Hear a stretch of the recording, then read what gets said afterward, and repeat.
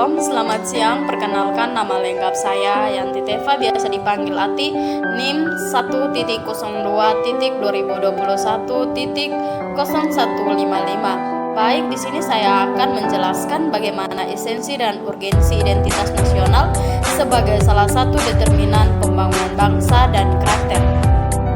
Bagian A, konsep dan urgensi identitas nasional. Konsep identitas nasional dibentuk oleh dua kata dasar, ialah identitas dan nasional. Kata identitas berasal dari kata identity. Kata nasional berasal dari kata nasional. Dalam Kamus Besar Bahasa Indonesia, nasional berarti bersifat kebangsaan, berkenaan atau berasal dari bangsa sendiri, meliputi suatu bangsa. Dalam konteks pendidikan kewarganegaraan, identitas nasional lebih dekat dengan arti jati dirinya, yakni ciri-ciri atau karakteristik, perasaan atau keyakinan tentang kebangsaan yang membedakan bangsa Indonesia dengan bangsa lain. Apabila bangsa Indonesia memiliki identitas nasional, maka bangsa lain akan dengan mudah mengenali dan mampu membedakan bangsa Indonesia dengan bangsa lain. Identitas nasional Indonesia menunjuk pada identitas yang sifatnya nasional, yaitu yang pertama, bahasa nasional atau bahasa persatuan, yaitu bahasa Indonesia. Yang kedua, bendera negara, yaitu sang merah putih. Yang ketiga, lagu kebangsaan, yaitu Indonesia Raya. Yang keempat, lambang negara, yaitu Garuda Pancasila.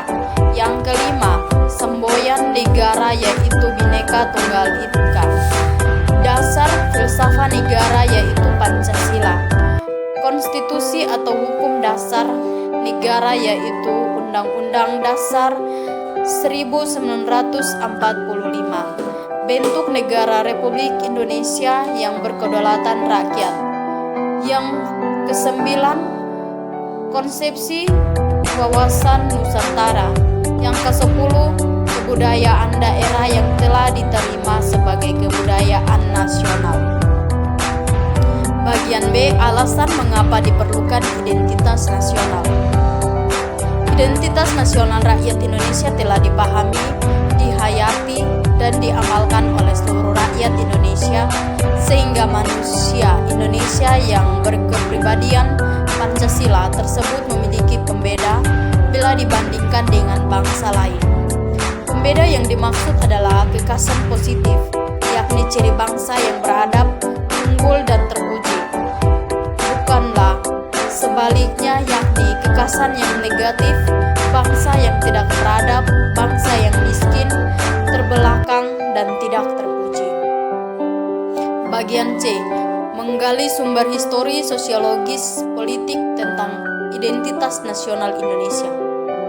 Secara historis, identitas nasional Indonesia ditandai ketika munculnya kesadaran rakyat Indonesia sebagai bangsa yang sedang dijajah oleh negara asing pada tahun 1908 yang dikenal dengan masa kebangkitan nasional atau bangsa.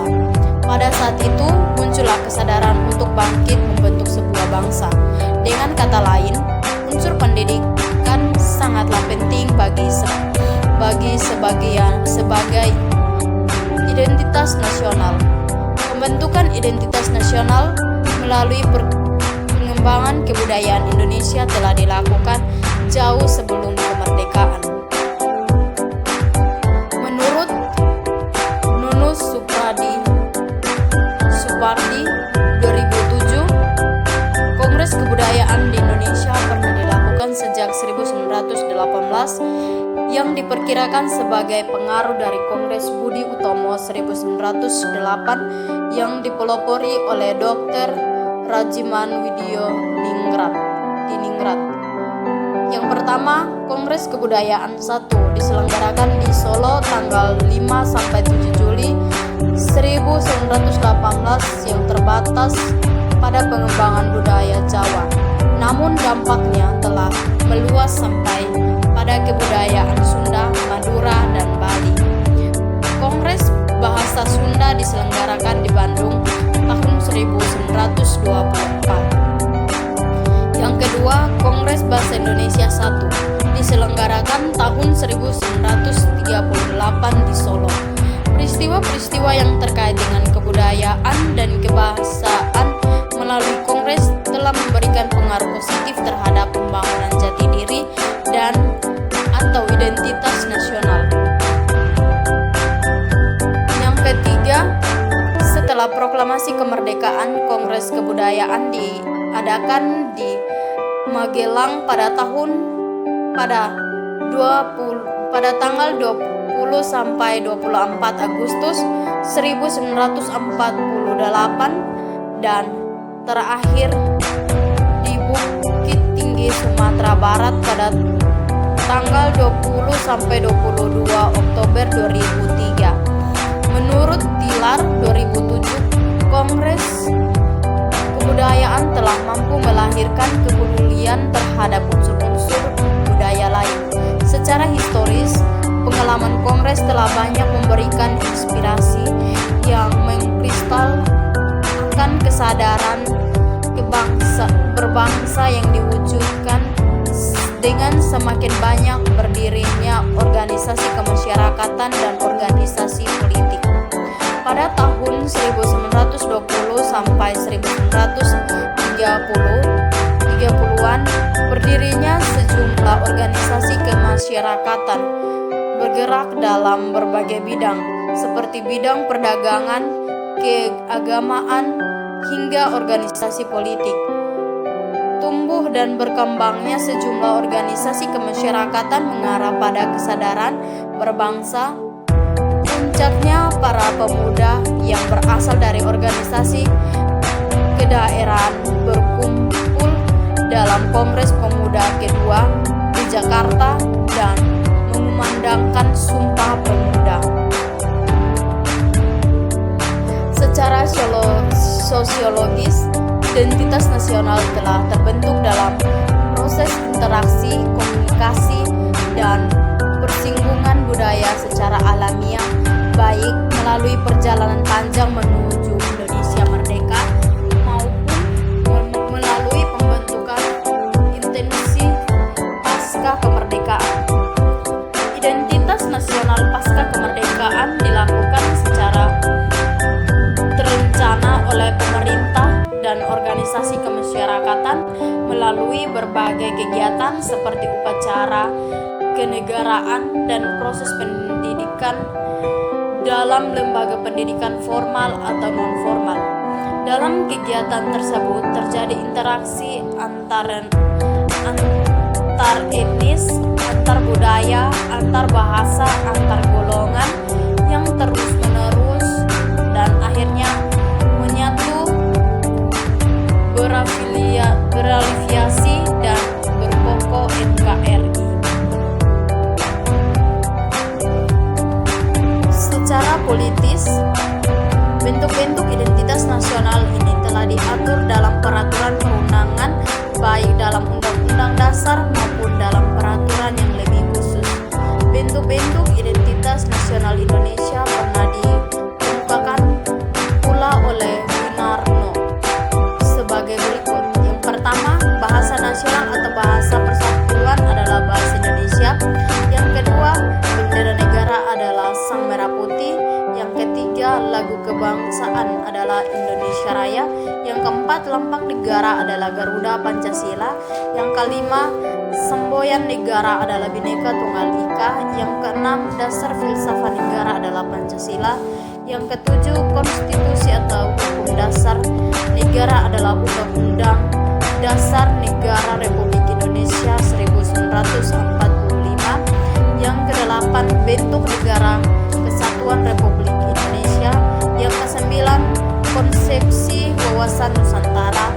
Dan yang kesepuluh, kebudayaan daerah yang telah diterima sebagai kebudayaan nasional.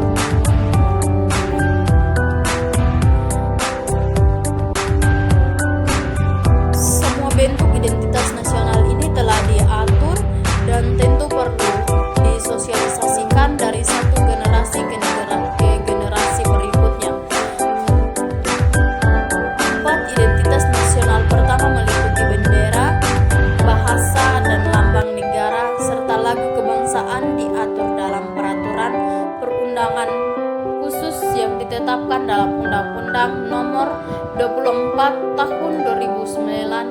2009 tentang bendera, bahasa, dan lambang negara serta lagu kebangsaan. Yang pertama, bendera negara sang merah putih. Ketentuan tentang bendera negara diatur dalam Undang-Undang Nomor 24 Tahun 2009 mulai pasal 4 sampai pasal 24. Bendera warna merah putih dikibarkan pertama kali pada tanggal 17 Agustus 1945, namun telah ditujukan pada peristiwa Sumpah Pemuda tahun 1928. Yang kedua, bahasa negara, bahasa Indonesia. Ketentuan tentang bahasa negara diatur dalam Undang-Undang Nomor 24 Tahun 2009 mulai pasal 25 sampai pasal 45. Bahasa Indonesia sebagai bahasa negara merupakan hasil kesepakatan para pendiri NKRI. Bahasa Indonesia berasal dari rumpun bahasa Melayu yang dipergunakan sebagai bahasa pergaulan dan kemudian diangkat dan diikrarkan sebagai bahasa persatuan pada Kongres Pemuda 2 tanggal 28 Oktober 1928. Yang ketiga, lambang negara, Garuda Pancasila. Ketentuan tentang lambang negara diatur dalam Undang-Undang Dasar Nomor 24 Tahun 2009 mulai dari pasal 46 sampai pasal 57. Garuda adalah burung khas Indonesia yang dijadikan lambang negara. Di tengah-tengah perisai burung Garuda terdapat sebuah garis hitam tebal yang melukiskan Katulistiwa. Pada perisai terdapat 5 buah ruang yang mewujudkan dasar Pancasila sebagai berikut. Bagian A, dasar ketuhanan yang Maha Esa dilambangkan dengan cahaya di bagian tengah perisai berbentuk bintang yang bersudut 5. Bagian B, dasar kemanusiaan yang adil dan beradab dilambangkan dengan tali rantai bermata bulatan dan persegi di bagian kiri bawah perisai. Bagian C, dasar persatuan Indonesia dilambangkan dengan pohon beringin di bagian kiri atas perisai. Bagian D, dasar kerakyatan yang dipimpin oleh hikmat kebijaksanaan dalam permusyawaratan perwakilan dilambangkan dengan kepala banteng di bagian kanan atas perisai. Dan yang bagian E, dasar keadilan sosial bagi seluruh rakyat Indonesia dilambangkan dengan kapas dan padi di bagian kanan atas perisai. Yang keempat, lagu kebangsaan Indonesia Raya. Ketentuan tentang lagu kebangsaan Indonesia Raya diatur dalam Undang-Undang Nomor 24 Tahun 2009 mulai pasal 58 sampai pasal 64. Indonesia Raya sebagai lagu kebangsaan pertama kali dinyanyikan pada Kongres Pemuda 2 tanggal 28 Oktober 1928. Yang kelima, semboyan negara Bhinneka Tunggal Ika. Bhinneka Tunggal Ika artinya berbeda-beda tetapi tetap satu jua. Semboyan ini dirumuskan oleh para The Founding Fathers mengacu pada kondisi masyarakat Indonesia yang sangat pluralis yang dinamakan oleh Herbert Feith. Semboyan Bhinneka Tunggal Ika mengandung makna juga bahwa bangsa Indonesia adalah bangsa yang heterogen. Tak ada negara atau bangsa lain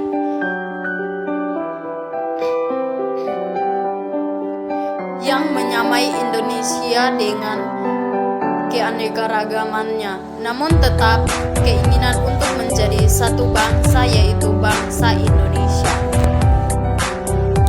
Yang keenam, dasar falsafah negara Pancasila. Pancasila memiliki sebutan atau fungsi dan kedudukan dalam sistem ketatanegaraan Indonesia Pancasila berfungsi sebagai dasar negara, ideologi nasional, falsafah negara, pandangan hidup bangsa, way of life, dan banyak lagi fungsi Pancasila. Pancasila sebagai identitas nasional memiliki makna bahwa seluruh rakyat Indonesia sebagiannya menjadikan Pancasila sebagai landasan berpikir, bersikap, dan berperilaku dalam kehidupan sehari-hari. Cara berpikir, bersikap, dan berperilaku bangsa Indonesia tersebut menjadi pembeda dari cara berpikir, bersikap, dan berperilaku bangsa lain. Bagian D, membangun argumen tentang dinamika dan tantangan identitas nasional Indonesia. Kasus dan peristiwa dalam kehidupan sehari-hari yang merupakan tantangan dan masalah yang dihadapi terkait dengan Pancasila sebagai berikut. Pertama, lunturnya nilai-nilai luhur dalam praktik kehidupan berbangsa dan bernegara. Contohnya, rendahnya semangat gotong royong, kepatuhan hukum, kepatuhan membayar pajak, kesatuan, kepedulian, dan lain-lain. Yang kedua, nilai-nilai Pancasila belum menjadi acuan sikap dan perilaku sehari-hari atau perilaku jalan pintas, tindakan serba lintas, menyontek, plagiat, tidak disiplin, tidak jujur, malas, kebiasaan merokok di tempat umum, buang sampah sembarangan, dan lain-lain. Yang ketiga, rasa nasionalisme dan patriotisme yang luntur dan memudar, atau lebih menghargai dan mencintai bangsa asing, lebih mengagungkan prestasi bangsa lain dan tidak bangga dengan prestasi bangsa sendiri, lebih bangga menggunakan produk asing daripada produk bangsa sendiri, dan lain-lain. Yang keempat, lebih bangga menggunakan bendera asing daripada bendera merah putih, lebih bangga menggunakan bahasa asing daripada menggunakan bahasa Indonesia. Yang kelima, menyukai simbol-simbol asing daripada lambang atau simbol bangsa sendiri, dan lebih mengapresiasi dan senang menyanyikan lagu-lagu asing daripada mengapresiasi lagu nasional dan lagu daerah sendiri.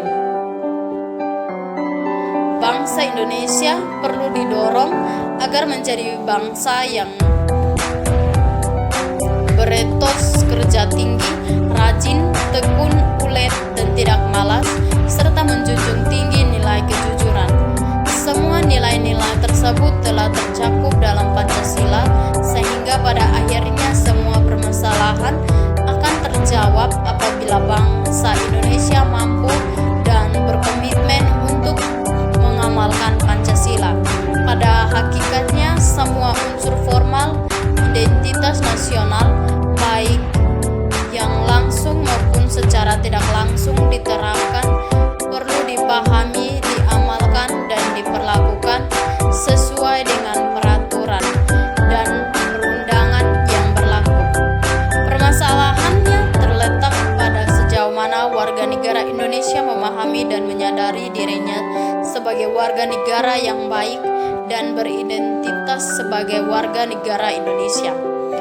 Oleh karena itu, warga negara yang baik akan berupaya belajar serta berkelanjutan